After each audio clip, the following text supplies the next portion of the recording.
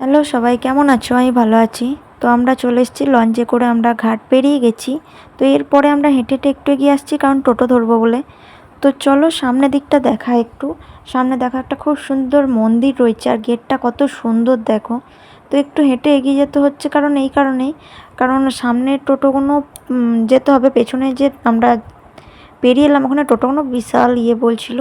তো এখানে চারধারে কৃষ্ণর মন্দির, এখানে একটা বজরংবলী রয়েছে খুব সুন্দর। আমি ঠিক মতন তুলতে পারলাম না ছবিটা। তারপরে দেখো আমরা টোটোয় চেয়ে পড়েছি। এবার দেখো চারধারে মন্দিরগুলো দেখো। আমাদের অনেক কিছু জিনিস এখানে ভালোভাবে আমি দেখতে পারিনি, কারণ এখানে দেখতে গেলে বেশ সময় নিয়ে দেখতে হবে।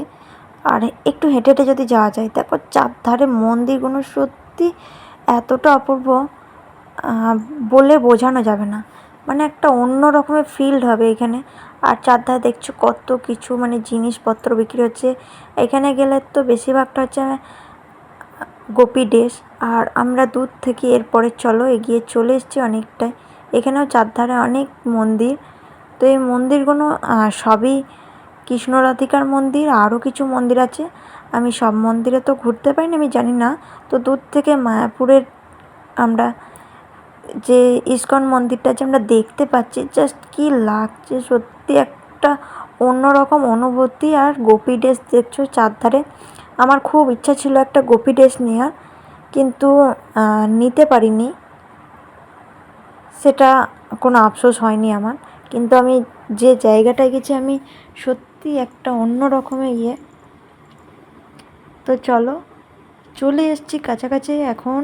আমি এটা জাস্ট টোটো থেকেই দেখছিলাম, দূর থেকে জুম করে করে দেখছি।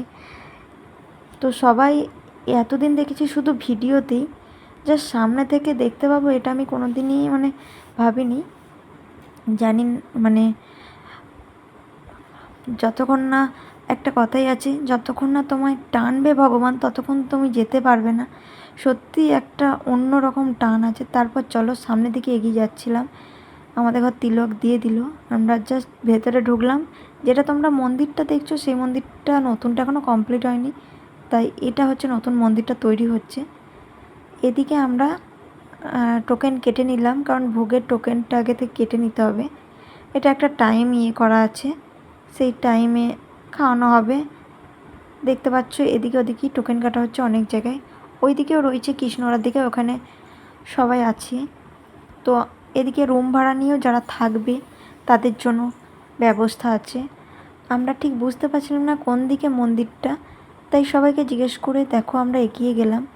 আর এখানে একটা দূর থেকে দেখো ভিডিও করছি, কারণ ভেতরে ঢুকে আমাদের ঘর ভিডিও করতে আর দেবে না মন্দিরের ভেতরে, তাই আমরা কিছু ভেতরে ভিডিও করতে পারিনি। দেখতে পাচ্ছ সবাই বাইরেরই ভিডিও করছে। প্রচুর জন এসছে, প্রচুর। আর ভেতরে তোমাদের ঢোকার আগেই ফোন সবই জমা নিয়ে নিচ্ছে, জুতো সব, তো জুতো তো খুলে যেতেই হবে, যেটা ফোন জুতো সব জমা নিচ্ছে, সাথে তোমাদের কাছে চেক করাও হচ্ছে। আমি কোনোটাই ভিডিও করতে পারবো না, কারণ ফোন আমার সাথে ছিল না, দেখতে পাচ্ছ এই যে। তারপর আমরা বেরিয়ে পড়লাম। ওখানে এদিক ওদিকে গেটগুলো দেখো, জাস্ট কত সুন্দর। চারধারে রাস্তাঘাটগুলো এতটা পরিষ্কার পরিচ্ছন্ন, সত্যি একটা অন্যরকম। আর চারধারে দেখো কত সুন্দর লাগছে। মন্দিরটা যেদিকে যাচ্ছি সেই দিকেই মন্দিরটা সত্যি দেখা যাচ্ছে।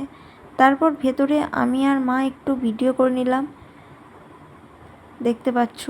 আর চারধারে গাছ, একটা খুব সুন্দর পার্ক আছে, যেই পার্কের সামনে আমি ঘুরছি ঠিক কথা, ভেতরে পার্কে আমি ঢুকতে পারলাম না। এখানে দেখতে পাচ্ছ এই ফুলগুলো আমার খুব ভালো লাগে। তো আমি নামটা ঠিক জানি না, তোমরা কেউ জানলে বলো নামটা। আমার এই ফুলগুলো খুবই ভালো লাগে, আমাদের ওখানেও হয়।